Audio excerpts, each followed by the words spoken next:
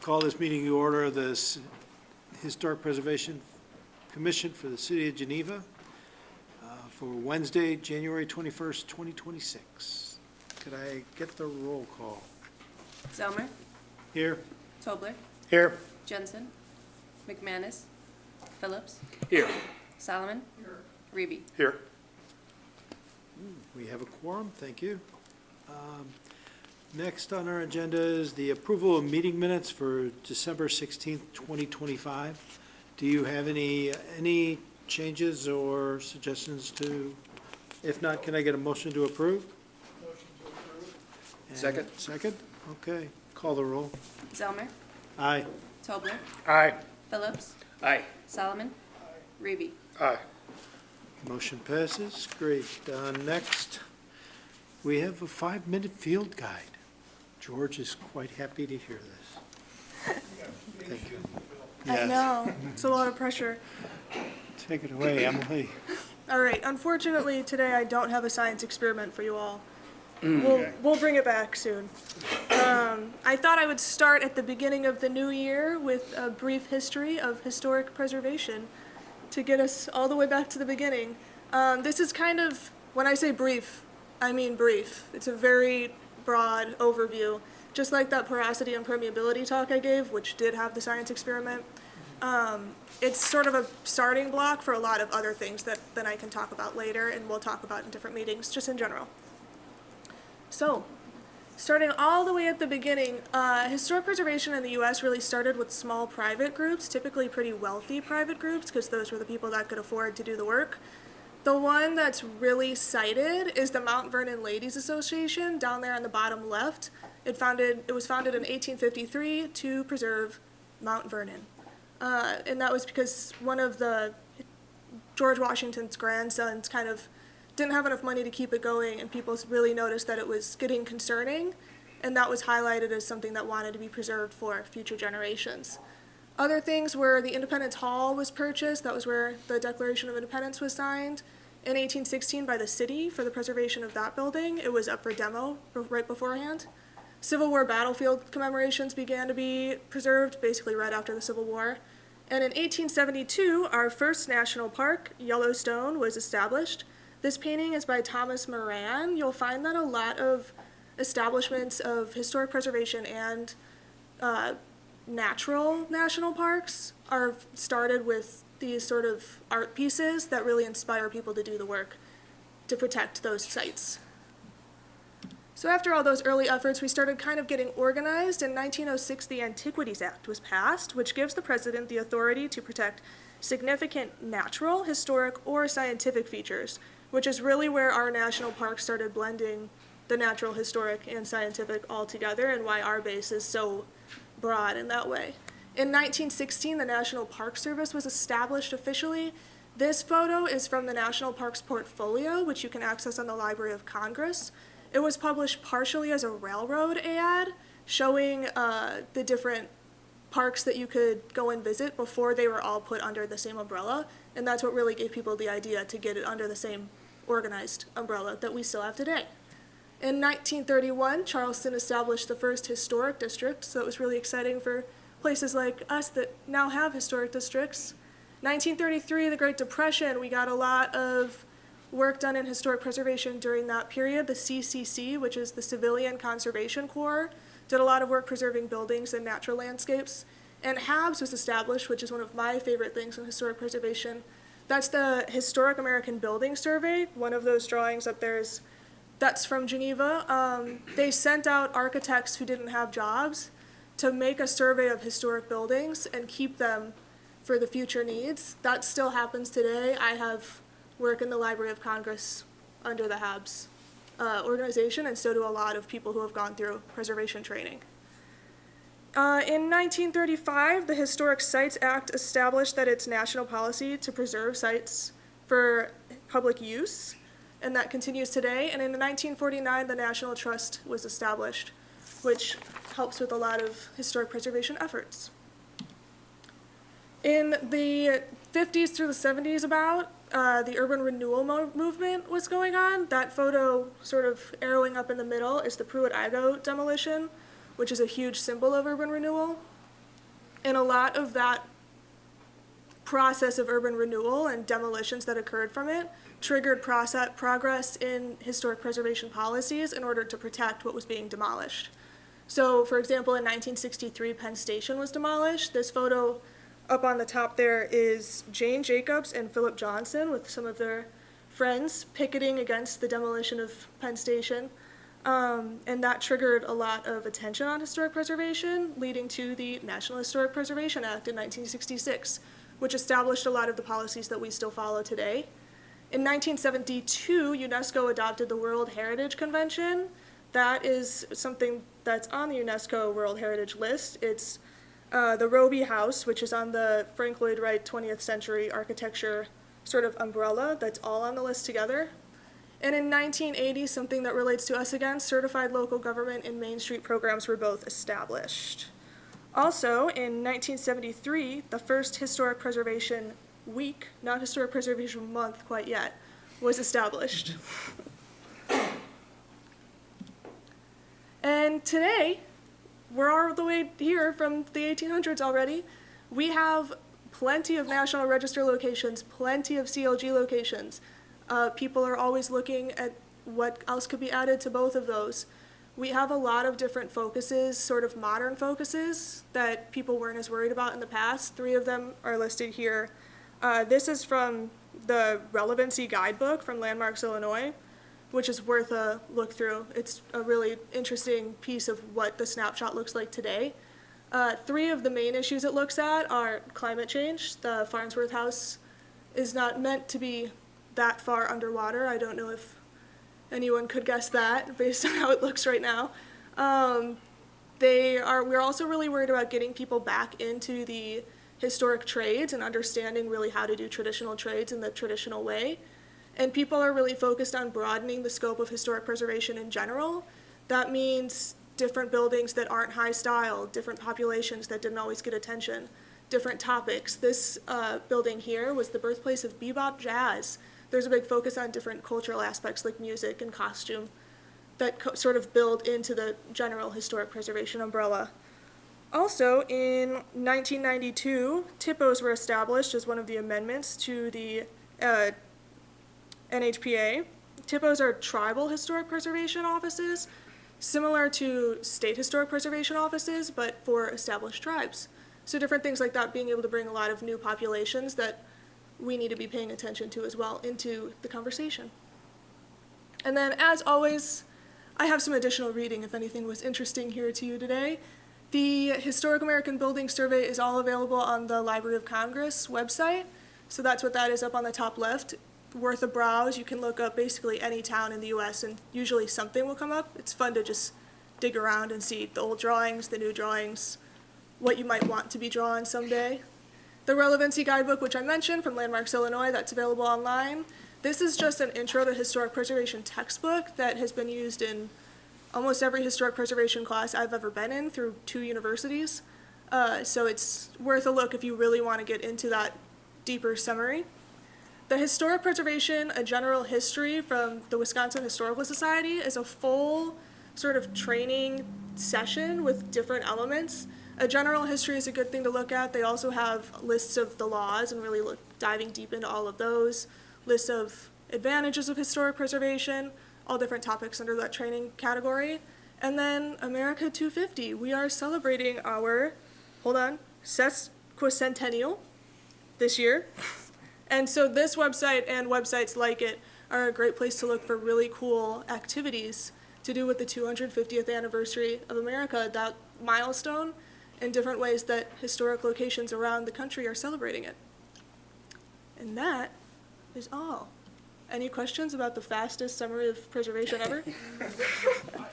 Just one, the drawing you have in the Library of Congress, is it a hand drawing or is it done by CAD? This one is from the 30s, so this is hand-drawn. Yeah, I know, I've Yeah. seen this one because it's the Geneva. USG. Yeah. Yeah. But the one that you did, Mine is CAD. CAD. Yeah, we started hand. I was pushing to get some more hand in, but when you have a 20-ish person class, Sometimes it's easier to pass a file around than it is to find everyone. I would imagine. I was What just kind of wondering. building was it? It's the Octagon Shelter in Cuyahoga Valley National Park. You can look it up. Very good. Cool. Anybody else? Riveting. Thank you. I'm glad. I'll keep it up. Thank you. Okay, next on agenda is a review of building permit application for 312 North Fifth Street, case number 26002. Okay, so I'll start with a little summary first. We've all seen this one because it came in recently to get the original permit reviewed. This is an update to an existing permit up there in the northwest. Quick history, as we know, this is a married house, coupled house, whatever you want to call it. Lots of different names. It's a combination of a workers' cottage constructed in 1845, a Greek revival house in 1855, and then a couple other additions, one done sometime between 1897 and 1905, and then the porch, which is our focus, in 1923 to 1930 around, and then the two-story addition that replaced that earlier addition in the mid-1980s. So like I said, we're looking at the porch, which is right there on the left part of this photo, and also right there in the site. And this is our original proposal. The proposal for the changes is to change this porch roof into a standing seam metal roof, and then to drop that staircase that you can see there down one step so that on the interior there's more headspace. On the exterior, it'll just have a one step lower staircase. The landing will remain, it's just the stair being removed. So that's an image of that new proposal. This has the standing seam as 1 foot widths. It will actually be 16-inch widths in the proposal material. And then these are those stairs from the side, so you can kind of get an idea of that. And so we do have a slight change from the packet that was an update from the contractor. Instead of that standing seam from Menards, it's this slimline panel. It's basically the same material, it's just a different manufacturer. And it has slightly lower striations, so they're not as obvious. And I believe that's all I've got. If you want to come up and I'll start there. So hello, we're Hello. excited because we can see the light at the end of the tunnel of actually Yes. beginning this project. But in the course of If you having, could state your name for the state my record. name. Yes, I know you'd think I'd know that. Anais Bowering. So in the course of all of this, we had to find a new contractor, and when we were interviewing people, someone brought up the slope of the roof and was saying that they thought an impermeable surface would be better, and that could be rubber or metal. And we were like, rubber doesn't sound very appealing. So we wanted to see what you guys thought about a metal roof. We're interested in it for longevity, and we're actually thinking, because we'll eventually need to do the whole roof, that we'll replace the roof on the second or the two-story portion also with metal so that it all matches and all lasts longer. But we're not in a position to lay out quite that much cheddar right now. So that's one of the things. And then another suggestion that one of the contractors we were talking to made was, wouldn't it be nice if a tall person didn't feel like they might bump their head? And he had thought, based on going into the crawl space underneath, that actually there would be room to do that and still have things be structurally proper. And we thought that sounded nice. So we wanted to see what you all thought about that. And then, because we'd already wrapped things up with our architect, I took some of you up on your word, and I traced things from the blueprints that she had, which is why you have these drawings. But just to give a kind of a visual representation of how things would change. And yeah, so that's about all I have. Happy to answer questions that you might have. The only question I have is, so is that the floor line of the porch is going down one step, basically? Yes, because we were pretty sure you wouldn't like us raising the roof. 'cause that No, would no, change no, no. things Yeah, more that would- dramatically. yeah, that would So we be more figured this dramatic, yeah. would wind Yeah. up being a mostly interior change. Sure. And I don't think there's like, yeah, I mean, it's not like anything that's there on the inside is really salvageable. Sure. So, we thought this So would, you're yeah. reframing the porch anyway type of thing? Yep, pretty much. And I know Emily ran things past, this is not quite your purview, but Emily ran things past Brian Byrne, and he was mentioning that, we, under no circumstances, wanted to try to attach anything to the stacked limestone, which we fully agree with, nor do we want to just have a floating porch, which is what our deck used to be.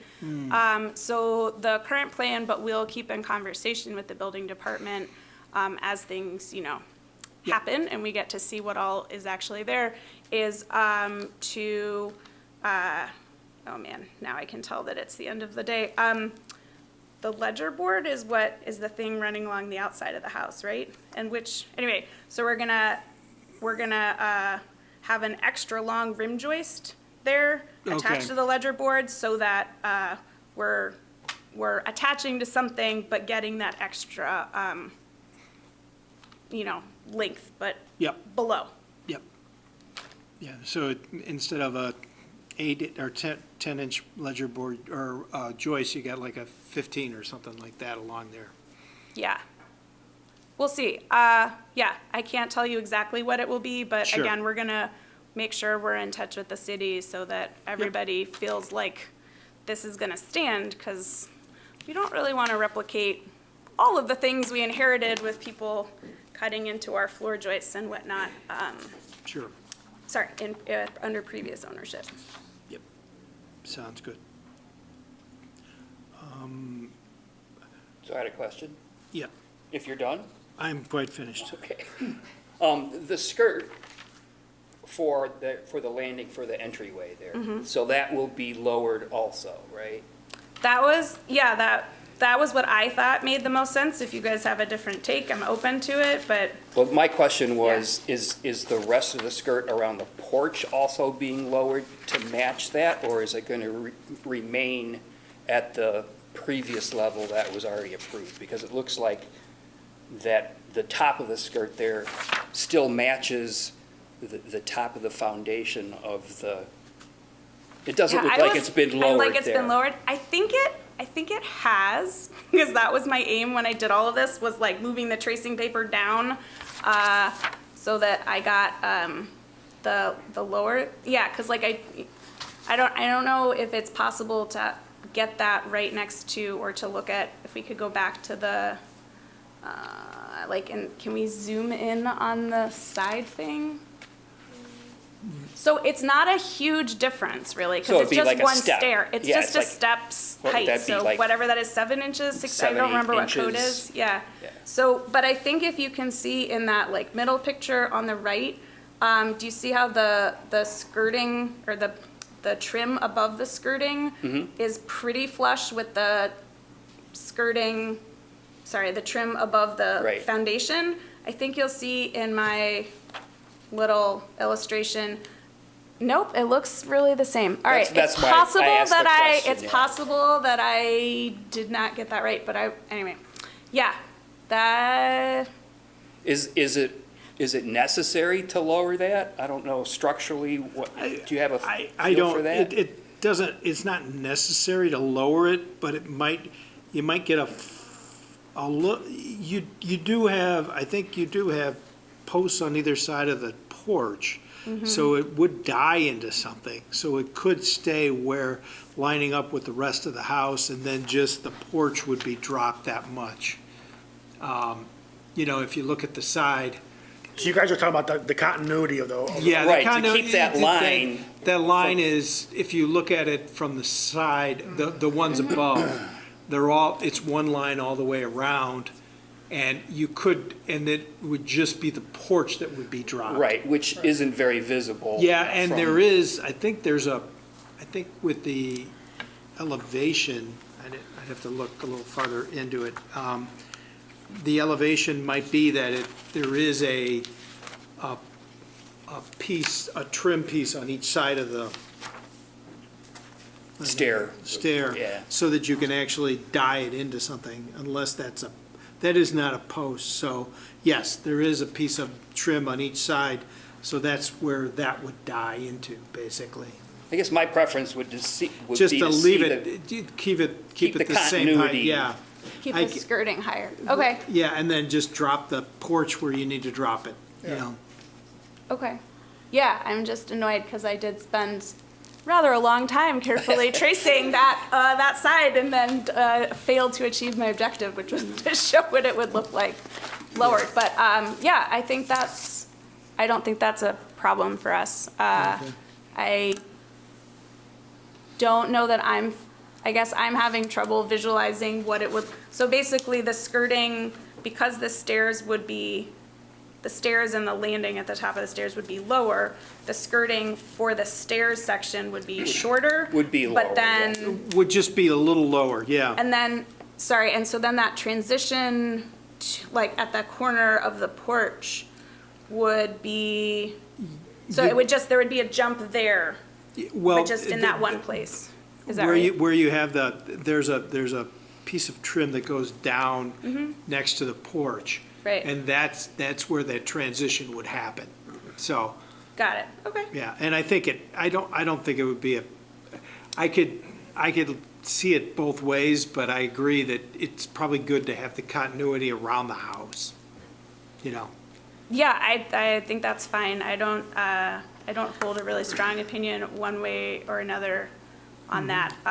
I will say it's more or less continuous as it connects up with like the addition in the back, but they're not precisely lined Yeah, up. You know, like there's and it's old. It's not. Everything's a little and wonky. I think that the trim pieces are slightly different on the, at the wood siding than they are where it marries up, so. Yeah, I think that's yeah. fine too. I Okay, mean, yeah. you get I think the visual is what we're looking for, that the band looks the same Sure. all the way around. Yeah, okay.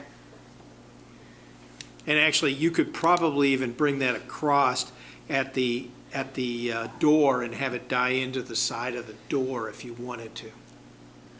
I don't think I know exactly, like I understand the concept of having it die in, but I think I'm not translating where that dying happens. Well, you could actually have the skirting go all the way through that and then just die into the side of the door frame itself. Oh, I see, have the skirting, Yeah. okay, right. I It's didn't draw something, the it's something siding that here. you could look at Okay. when you get there, because it would be nice to have skirting right up against the house where people could kick and stuff as opposed to siding. Huh, okay. Sorry, do you mind going back to the one from the original plan? I don't think it Just- had that. I don't think originally. it- right. It didn't have that originally, but if you, yeah, And we're not able to zoom in, are we, I don't think so. effectively, or it'll just get blurry? Oh, I'm the one. Yeah. All right, hold on. Let's see.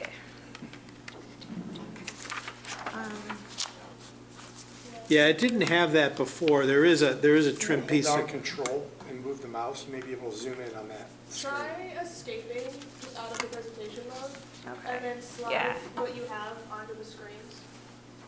Like drag it like it's a different Yep. monitor. Oh, nope. So I've been on the other side of this enough times. There you go. I got it. It's, I was trying to get it zoomed in first, but that's not the right way to do it. Oh, I like this. I want to be able to see. Yeah, all right. It is, I feel like it's getting fuzzy.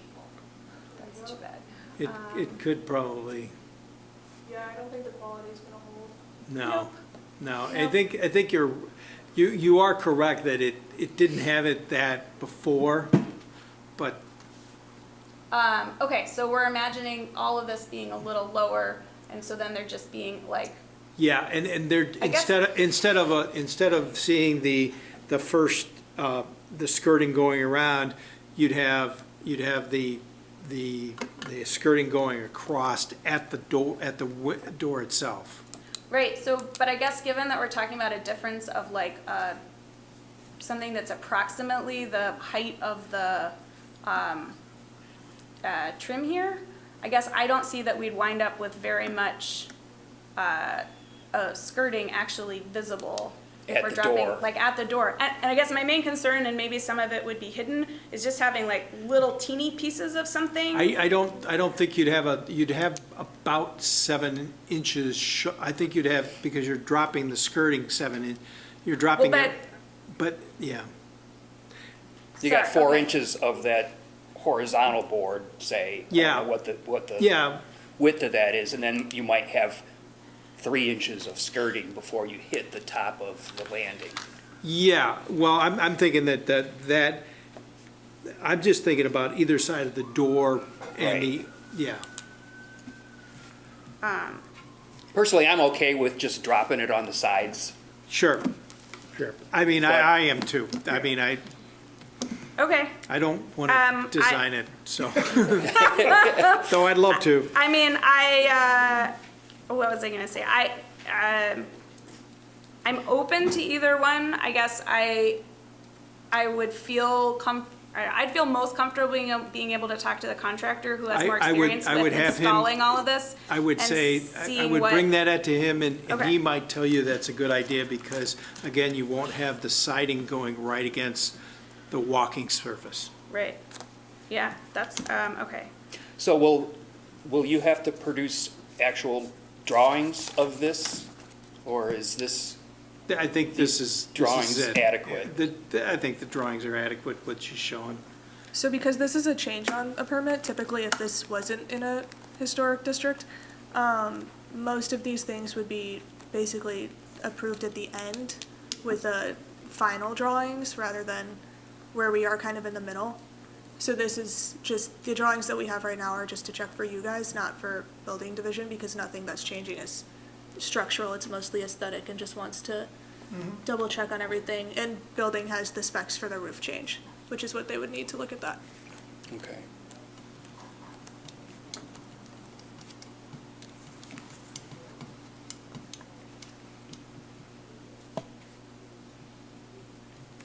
They'd redline it on their drawings, and that's about it. Exactly.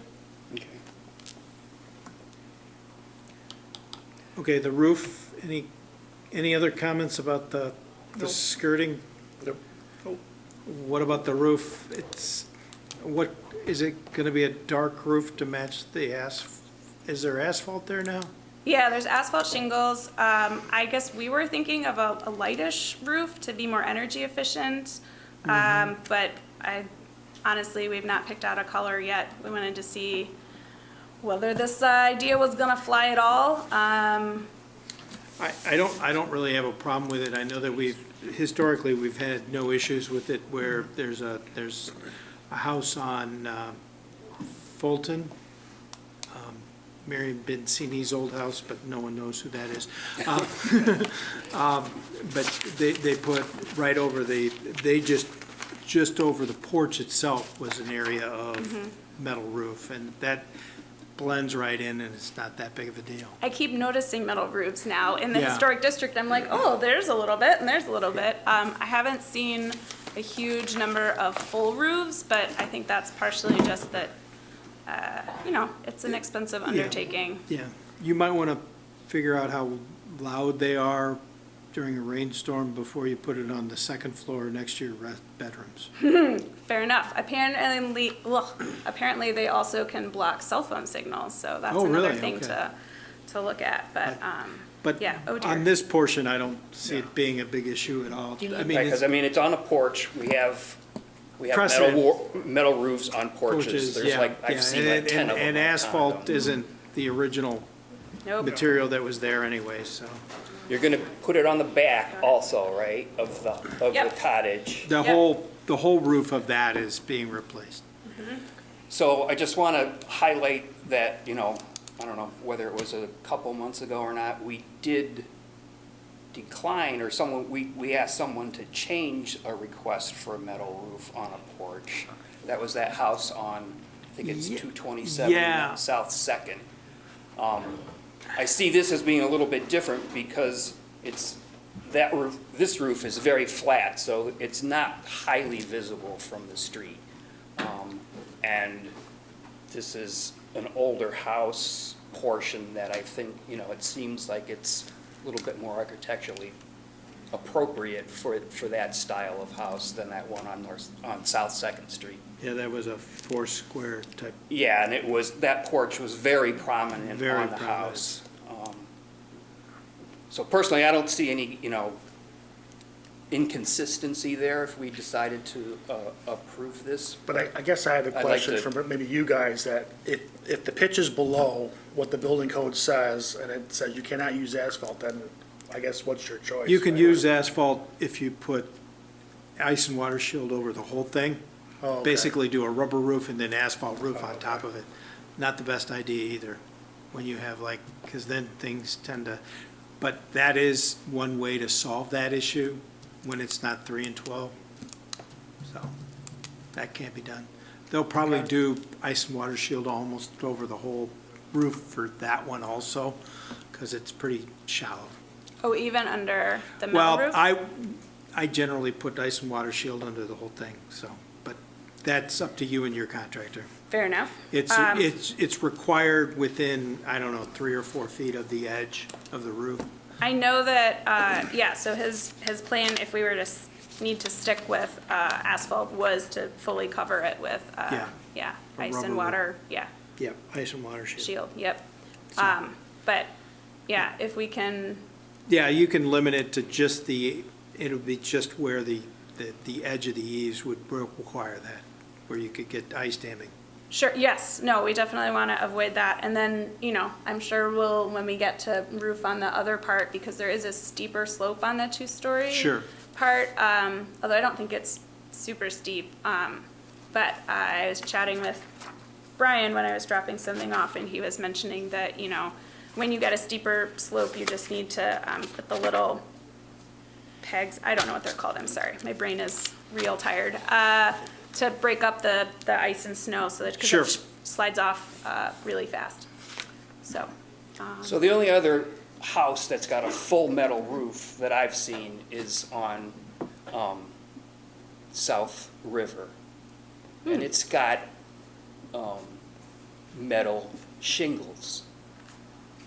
Have you guys considered that? I mean, I'm not necessarily here for the porch, but I think if you're gonna come back to us on the Greek revival portion, that might be something to consider, because it's more consistent with, I mean, shingles have always been on that house, probably since it was built. They were wood back then, but, we just give it a different, more maybe appropriate look.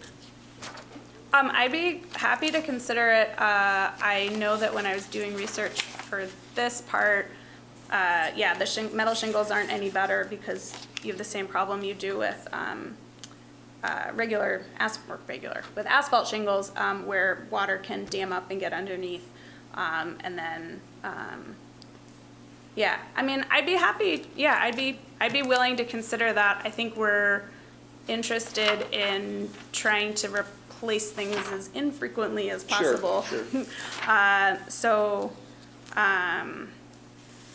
yeah, I mean, I don't see a I was and just we're not, wondering if yeah. anybody else on the commission had any thoughts about, the rest of the house, because I think at some point you would likely come back to us with, vertical seam metal roof. Yeah. And that would be yeah. probably the only one in town like that I've seen in the historic district.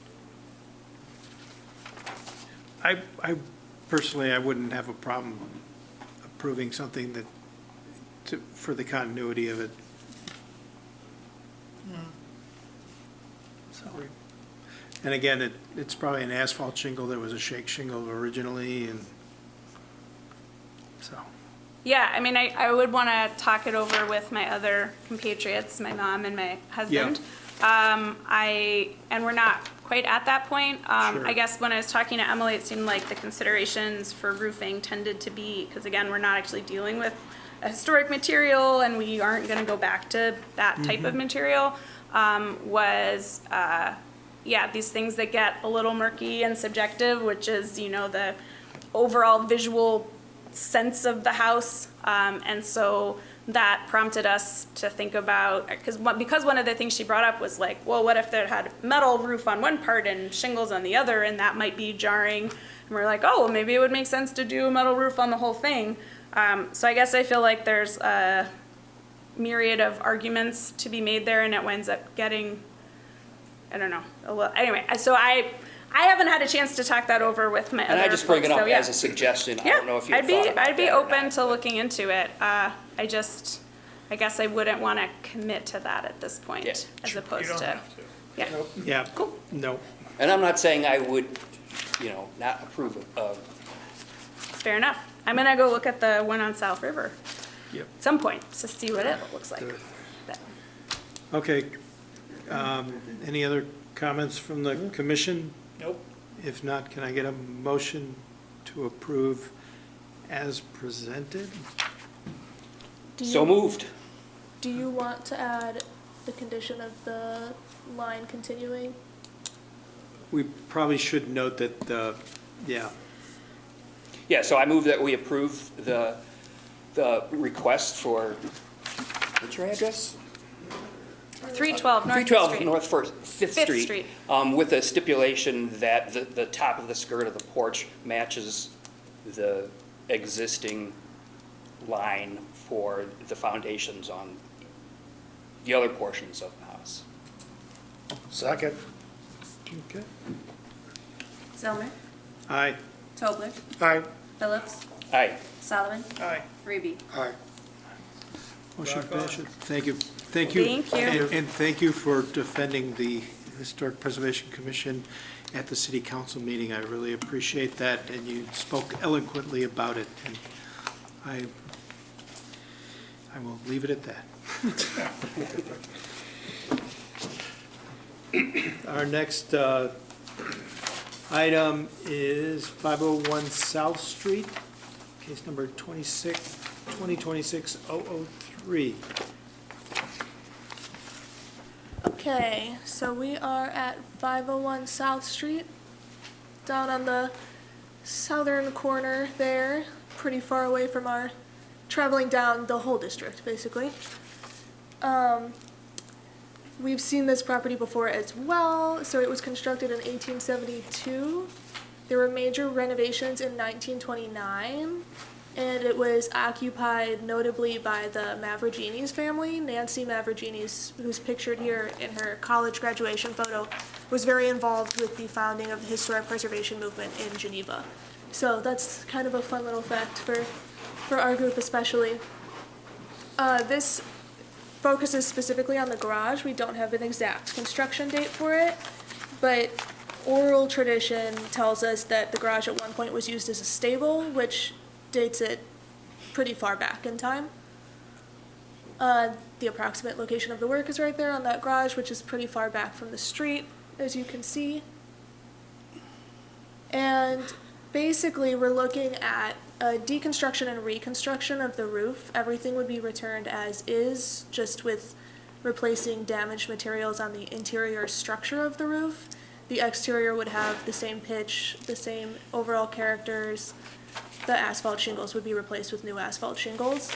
This came up because there was work being done on a normal re-roofing, asphalt shingle for asphalt shingle permit on the entire house, and the garage structurally had some concerns that ended up being that it might be that the entire roof has to come off. The permit is actually only for whatever ends up needing to have to come off once those shingles are gone.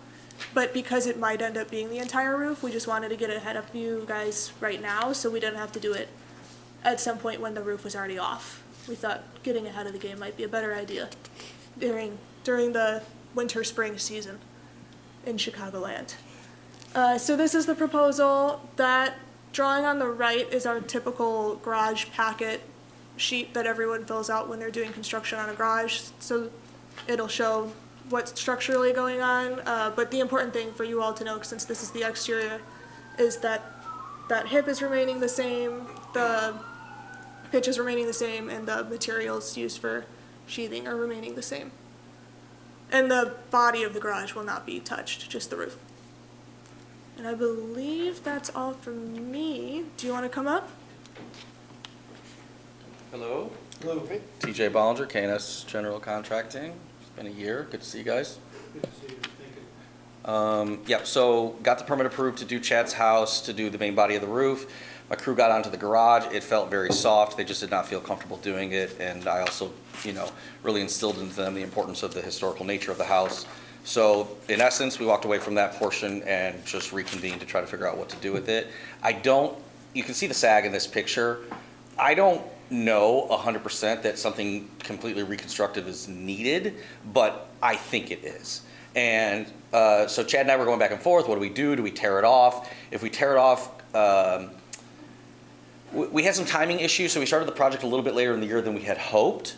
And so it kind of put us in a position where if we had torn it off and the weather snapped on us, we would just have exposed skeleton while we waited for a meeting to try to hopefully get something approved. So we didn't touch. Roof looks how it looks like now. And then in talking to Chad, I just said, he agreed. I convinced him that could we sister boards? Could we do it in sort of some half-assed way? Yes, but it's probably not optimal, and it probably will just continue to sag further. So let's apply for the permit for full reconstruction. We'll tear it off. If it even is like 51% leaning that way, we're just going to do the reconstruction on it. Zero changes, exact same pitch, exact same hip length, exact same ridge. The only difference is going to be half-inch CDX plywood and code size rafters, hips and ridges. So, because right now I think that they're like 2x6s maybe, or even 2x4s. It's pretty shaky up there. So no aesthetic changes whatsoever, just a complete like for like. And then on the main body of the house, we did GAF, Timberline HDZ shingles and charcoal, and we're just going to match the garage to that as well. I don't have a question. I don't think we have a lot of, do you have any questions? No. Any questions from anyone? I don't see any issues. It's, what we're concerned about is that, like the eave, if you're gonna replace the eave, that it would go back the same and that Yeah, sort of thing. And yeah. that's the only thing that I think the exterior pitch and stuff like that is what we'd be concerned about. So, I don't see an issue with this. Motion to approve, As presented. 312, oh no, I'm sorry, 501 South. 501 South Street as presented. Second. Zimmerman, Aye. Vogler, Aye. Phillips, Aye. Solomon, Aye. Ruby. Aye. Motion passes. Thank you so much for coming in. This was great. Thank you guys so much. This was fantastic. Thank you for all the Thank you. detail. I'll send you an email tomorrow. Okay, and then what the next steps are? So I'll send you an email with your COA and then send it over to building and they'll process it. And negative 9 degrees, you can take your time. We're not going to start this. That's fair. You guys take care. Thank you so much. Thank you. Thanks for coming Have a in good tonight. night. Okay, the next item is 420 South Street, new construction. It's number 2026-001. Yeah, Wow. first Take it away. First place. All right, so we are looking at 420 South Street, which is right by where we just were actually, right down the street. And you all might remember this from the demolition permit, which was approved earlier in the year down in that area. And we're now looking at a concept review for new construction. This is not a permit review yet, so discussion more than welcome. As we had last time, there wasn't actually a lot of history on the property to begin with. We know it was constructed in 1968 by William K. Bullock, and we know it's going to be demolished this year in 2026 for a new property. So it's related to the 502 4th Street site, and it used to host outbuildings for that site. The photos of that 502 4th and other surrounding houses are in your packets. Or online if you don't have the full packet in front of you. So the approximate location of the work, I just highlighted the whole lot just so you all understood what this lot looks like because it is a pretty unique lot. And this is the proposal plan on the lot for you all to see. The elevations, which you also have in your packets, and I can flip back and forth.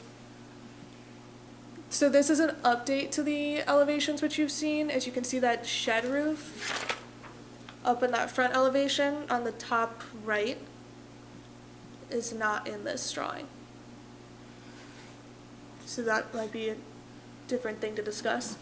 Which is that? I'm sorry, I'm not following. This is the front elevation. Mhm. Do you want me to go back to the other one? So you can see the difference? So that shed roof right there is removed. I need the laser pointer to be honest. Yeah. It's back, though. Yeah, in the back there. Jesse, do you see it? Could you just point at it? I don't really know what you're Okay. talking about. Oh, this Steve's thing? got it. It's that right there, his ring. Oh. This guy? Yeah, so Gotcha. in this drawing, that's taken out reason of that why- elevation. I'll interject real quick. The You're reason right. why it was removed for another picture was because the architect said you don't really see it from the street. Oh, So he so said it's visually- really, it's there, but it's so far back you Yeah, won't see he it. said, you know. Yeah, if you could come in and, you can introduce yourself. Yeah, we I can think. just, The architect's concern was that it would visually give you the wrong impression of mass hitting your face from the street. So he said, well, let's remove that. Even the peak that you see there is about 100 feet Yeah. back. So and it slopes away from the front. So, If you could introduce yourself I'm first. sorry, Steve Kuhn, 420 South is my property. I'm a Geneva resident, but I don't live there right now at 420. That property is a rental right now, but we're going to demo and build this, and my wife and I are going to make that our forever home is the plan. So yeah, Emily. I think I only have a couple more anyways.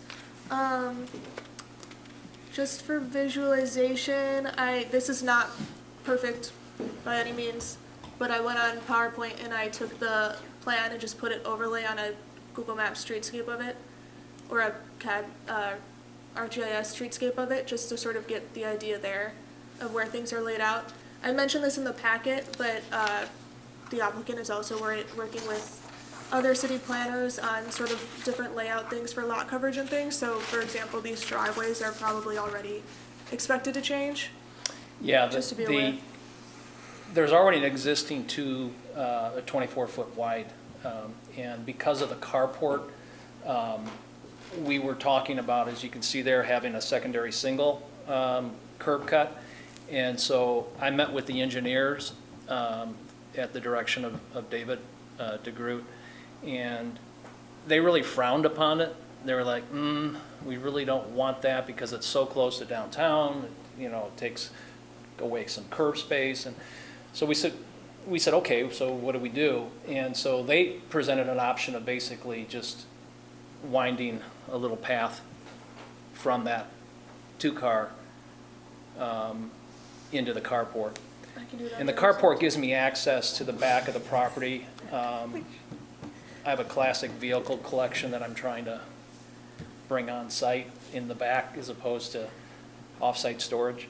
So it's not going to be used a lot. Which is the building in the back? The building in the back, yeah.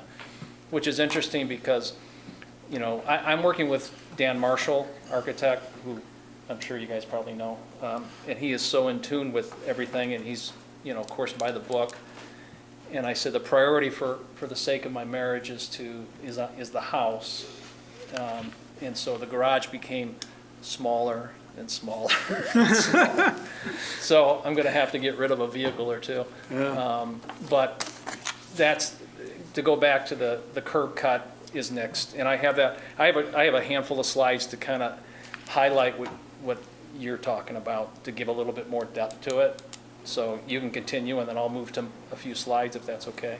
I believe, yeah, so this is just some discussion points for you all, just in case, that I pulled from the guidelines, the basic points, but why don't we move to your slides first? Okay. Because And I'm not sure, how did, that was me. you did that? Escaped, yeah. So is it, Thanks, Jesse.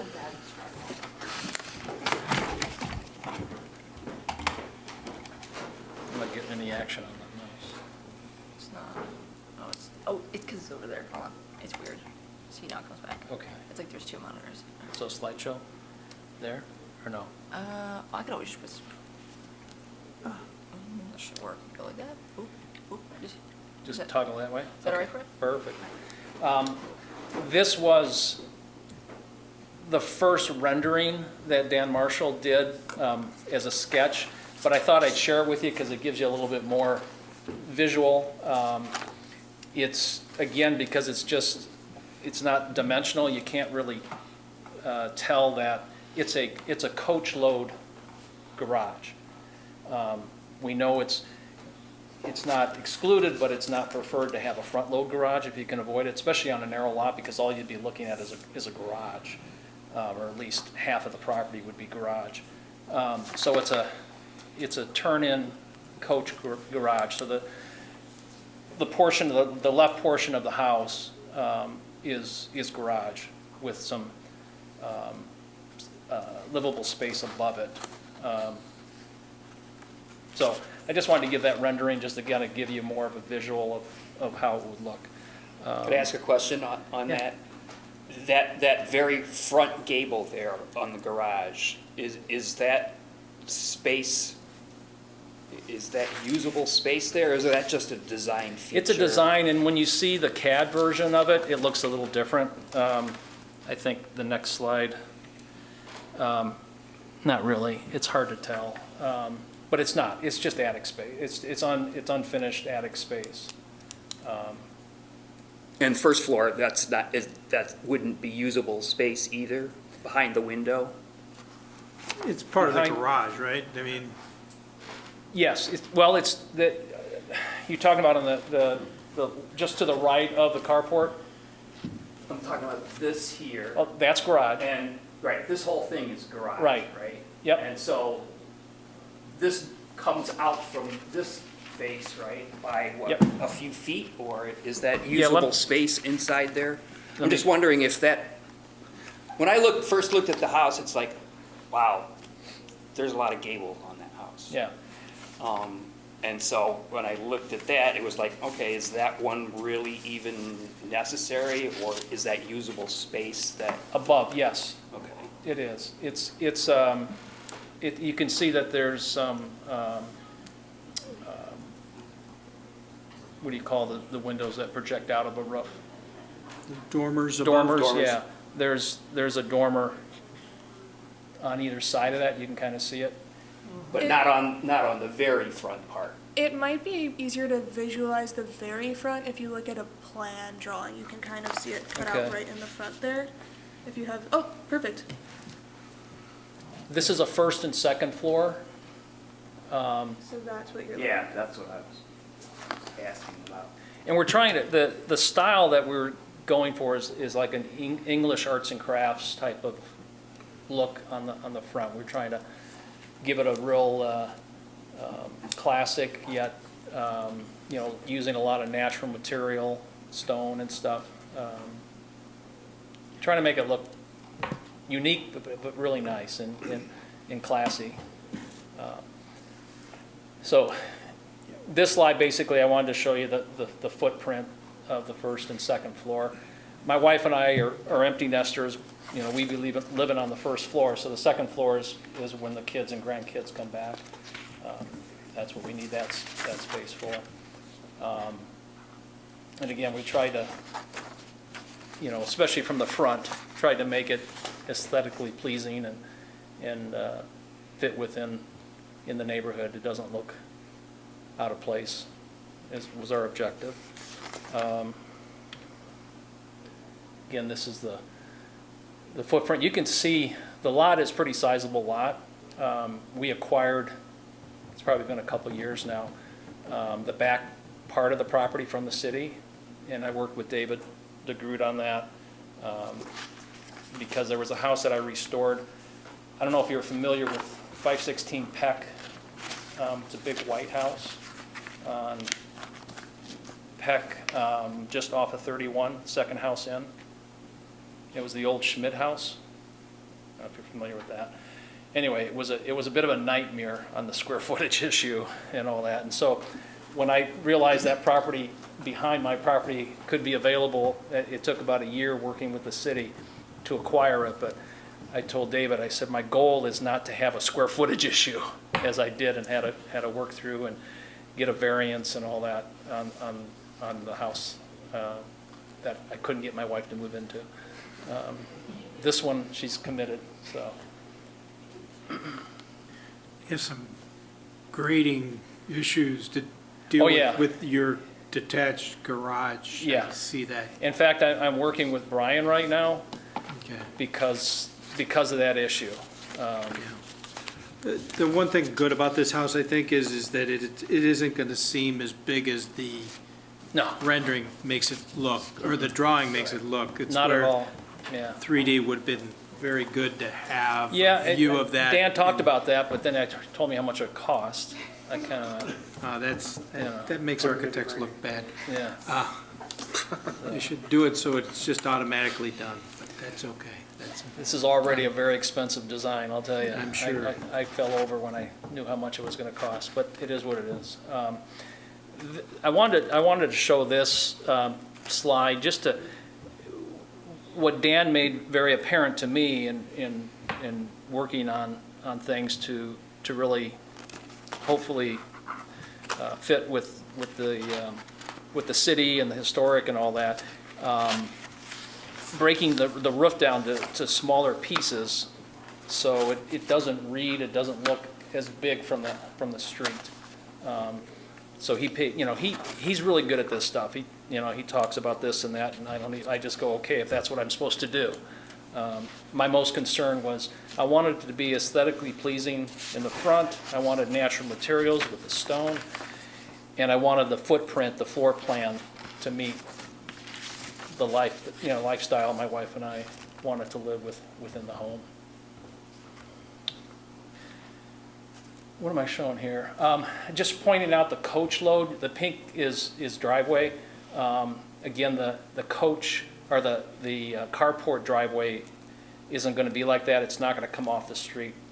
But I also wanted to point, for what it's worth, the house next door, Karen's house next door on the west side, her house is I would assume, historic.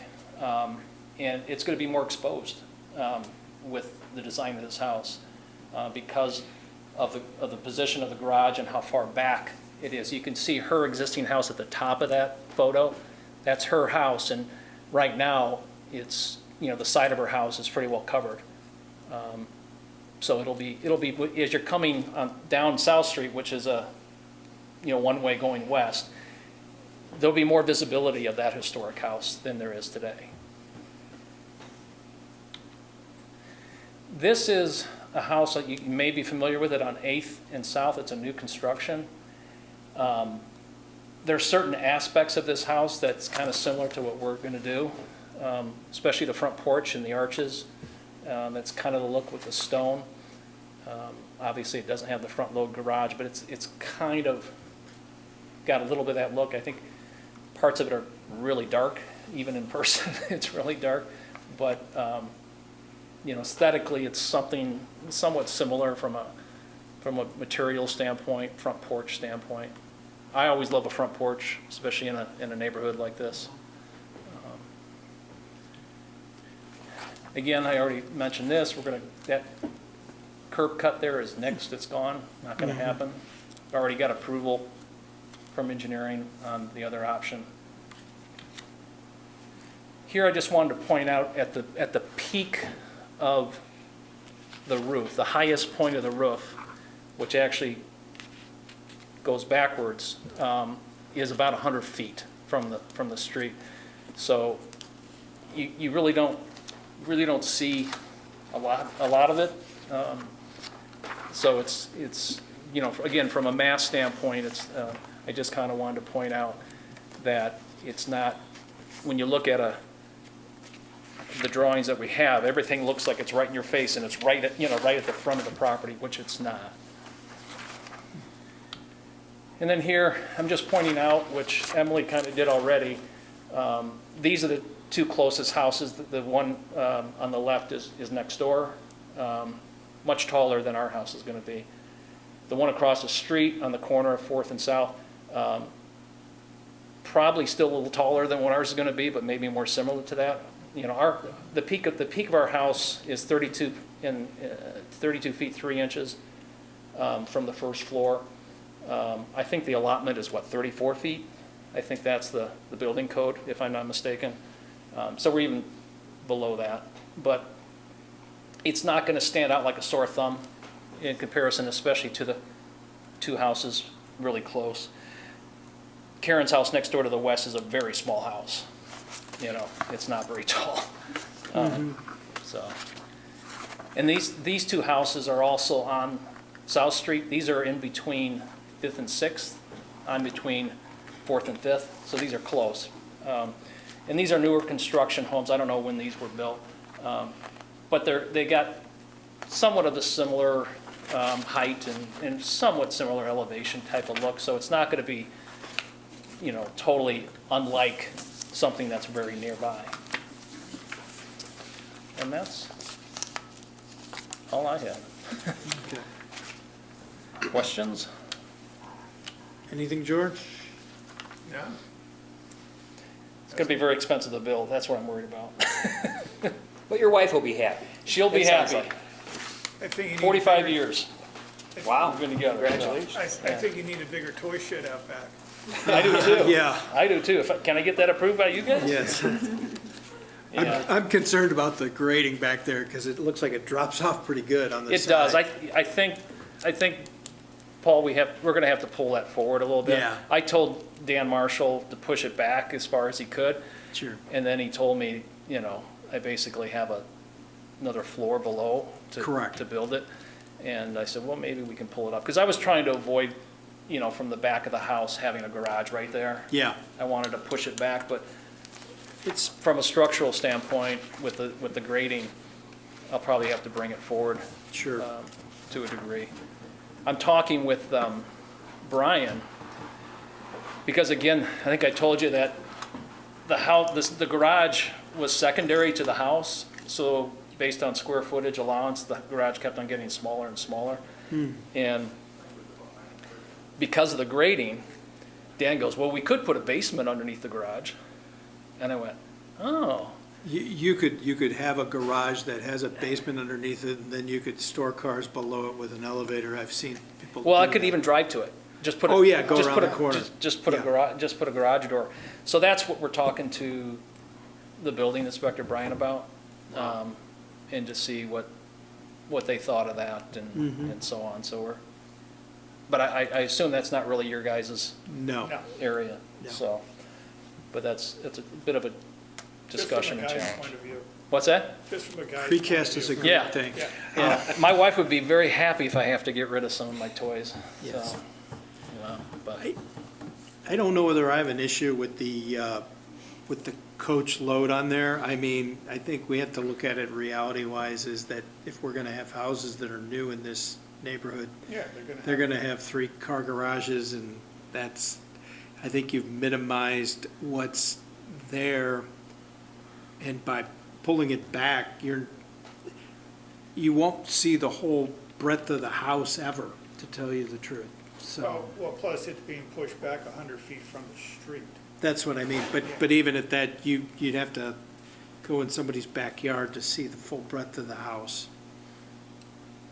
And we tried to, because the garage doors are facing west, and the street travels, one way going west. When you're driving down the street, you won't even see the garage. You won't even know it's a garage.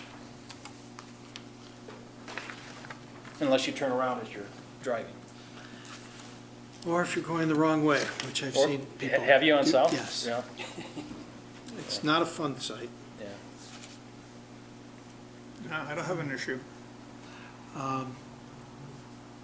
Kevin? My major concern was the 2 curb cuts, and you seem like you've addressed that, so. Yeah, I approached David. David said, talk to engineering. I had a plan A, B, and C, and it ended up being C. So, that's fine. If that's the biggest challenge or change, I It's don't an have easy a one. problem with it.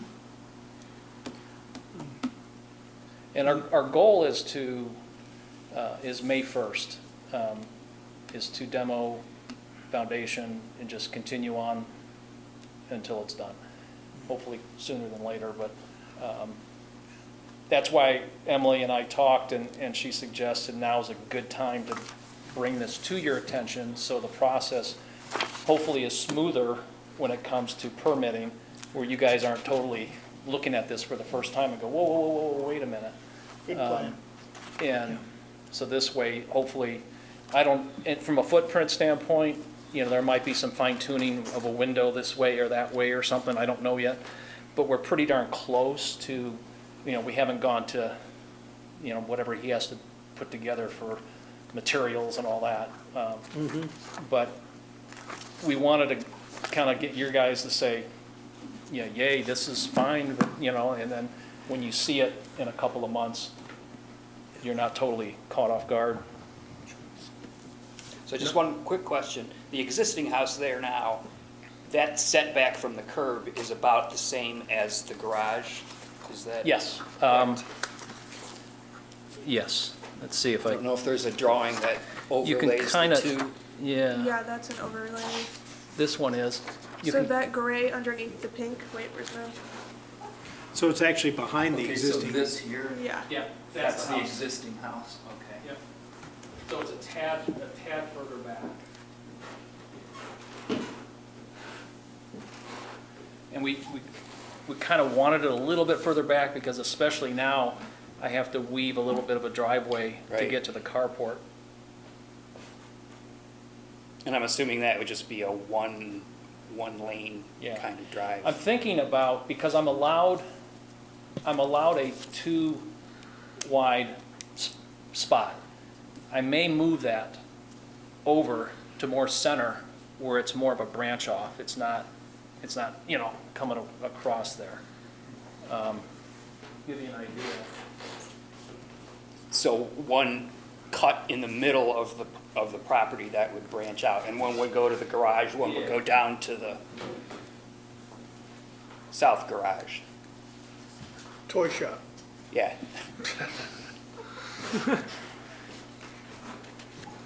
This is just my thought, something like that. Oh, and this would be sidewalk? Yeah, this would be like To- a sidewalk going to the front door in a way. But then just kind of branching off here and here. And then there'd be landscaping around it and stuff, so it wouldn't be. Oh, yeah. Yeah, I dig it. Good. Well, I think it's, I think at least the massing is where we would want it to be. So, and I think Good. that's what, on this sort of house, this kind of addition, that's what we'd be looking for, a lot of what we'd be looking for. I guess just the one comment I have, or just, and it's very nice what you guys Thank have you. done, but is there any kind of regulations or considerations for, because it is a new house in a historical area, the surrounding architecture, it's got to match, it doesn't really matter, or just asking the question, not, Yeah, it's a similar idea to just additions on any historic house where it definitely doesn't have to match exactly. That's actually not always what you want, because you want it to be able to stand as this was built in the 21st century and not confusing people as this was, Got it, got 18th, 19th century. So that's in my packet when I say this is noticeably 21st century, Right. it is clearly that, but you also want it to blend, so you, for example, you don't want like a glass, basically skyscraper in between two prairie-style houses. right. Which, I Okay. mean, at one point, that might have been exactly what you wanted, but current preservation theory is blend, but don't match it exactly. Make sure it's 21st century blend, if that makes sense. Yes. No, I don't have a problem, I think it's very nice. Thank you. And it is kind of similar to the house that's on the corner of Fourth and South, that new The other construction. new build, yeah. Right, Yeah. and then further down South Street, those homes at the end of South Street are newer, Yeah, And that road, I don't know the name of it, that Creekside? goes, yeah, that goes south from South Street. Yeah. That, I mean, all those homes are exactly like, you know, Yeah. what you're considering here. So I think contextually, it's, you know, it kind of fits, although there are older homes on South Street, but it's definitely an interesting corner to analyze, because you have like the big house, and Yeah. then the little tiny Yeah. houses that were built later on. And on the other end, big And- houses again. Yeah, and which side are we looking at here? Yeah. Yeah. There's a That- good mix. There's Yeah. a good Yeah. variety. That's, Yeah. Yep. well, that's the actually, fun part of a district. Creek's not, that, Creek's, what's the name of it? Creekside? Creekside, that's not in the district, It's in the is it? local district still, Is it? Is it? parts of it. Yeah. What the Because I think part the closest Brown's to the house, south- which is to that one, South Street? that is within it, correct? Yes, I'd have to like, yes. Yeah, 'cause I'd have South to- Street. Yeah, I didn't think that was, but Yeah.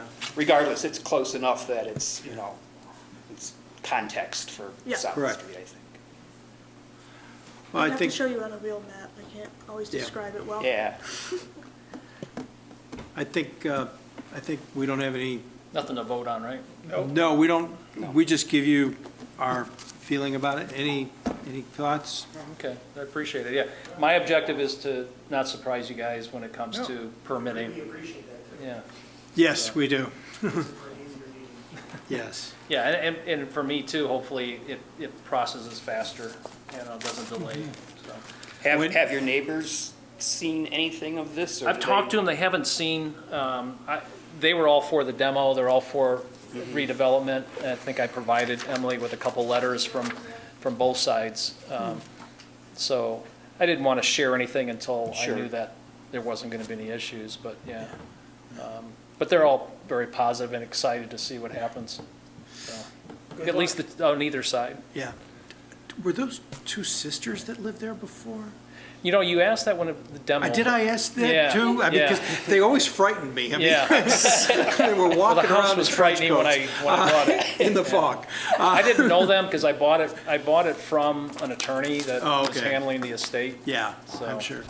But yeah, the renter is out after February, so. Okay. But I want to do it kind of in one swoop. I don't want to demo and then Have it sit. let it sit for a couple or few months and then start in, so. So May 1st is my goal. to And get when it do you started. think you'll be back in front of us? Are you thinking the February meeting or the March meeting? Probably the Well, I don't know March. how it works. Does it, You have to have a permit to be able to get so Dan has to have his stuff done before you can come back in front of us. yeah, so does it go, when Dan's done, it goes to permitting, right? And I thought- Correct, and it I goes thought- directly to us. Exactly. And So- then, do you then require another meeting with me at that point? You'll have to present it, and we'll undoubtedly, if it hasn't changed radically, it'll be Right. fine. Yeah, So I don't it'll- anticipate, yeah. Yeah, I don't, We'll know about the garage by then too, yeah, so, so it'll go through very easily, okay. or should. Good. And then, and Yeah, it so- it should be in the middle of the permit process too, so. So, yeah, we probably want to get something for permitting within the next 6 weeks or so, I would think. Yeah. Dan will know. Yeah, he does. I can email you tomorrow too, and just send you the dates for like the February and March Yeah. meetings and material Yeah, when you have to dates. have, And yeah, it's basically, our system is built into the permitting process, so you drop off your normal permit application. It comes to HPC and myself first, processes through this process, and then we bring it back to them and processes through the rest of the normal building review Okay. process. And obviously, you're in contact with a lot of people already, so yeah, we're aware of it. yeah, good. All right. February. Good. February or March. Yeah, we can- it probably is to be May 1, right? Yeah, I would think so. I would think so. Yeah. Oh, Okay. you do have, the demolition won't take long, No, that'll be a day, I bet. That house is not very big. no. Yeah. You might have some dirt to move though. Yeah, and you know, in the back, and I've debated having somebody come and clear some of the brush now, Sure, but I'm just like, it's so hard to get back there. Yeah, you'll So have I'll just clear. wait. Yeah, get the house gone first. Yeah, it'll be easier, so. Well, thank you, everybody. Thank you. Appreciate Thank you it. so much. Thanks Yeah. for coming in. We Yep. appreciate you. Thank you. I'll send you an email Presenting. All tomorrow. right, thank you, guys. Concepts. Have a good night. You too. Yeah, take it. Okay. Next is our secretary's report. Changing this back. Jesse's gonna bring our slides back really quick. Oh, wow. I will start because I remember the first thing is on there is that I have administratively approved one item so far in the new year. Normal. It hasn't been much of a new year. No. Slacker. Yeah. I'm waiting for Well, those don't worry, birds to come you'll in. get hit. Spring's about to start. As you all know, 4E state decision was upheld by the city council. There are discussions of next steps happening with a lot of different people right now, but I don't have any real updates other than the decision was upheld, no demolition was approved. So when you say next steps with other people, what does that mean exactly?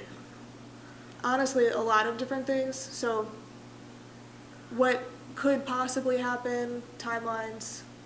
Because I know the city council came up and said, they were willing to work with the Shodine Foundation, and I don't know if that was gonna go anywhere, or is this gonna, I think the hope for everyone, and I think HPC included, is to see progress. right, The next steps are figuring out what that progress will look like. And I don't have a lot of details right now, it's gotta be big. that's fair. Yeah. Yeah, my just fear is it's gonna sit for another year, they're gonna, I would doubt that because of the fact that they spent the money to demolish the adjacent building, okay.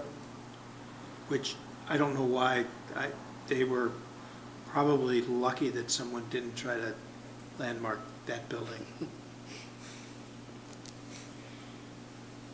Because I think That's it true. could have been landmarked pretty easily, Probably could have.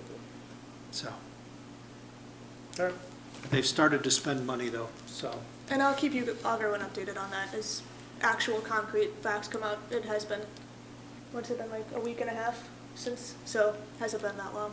So the discussions you just mentioned were basically internal city discussions, or were they with Shodine also? Do you even know that? I don't really have a lot of details. Okay. I think it's mostly, Internal? yeah.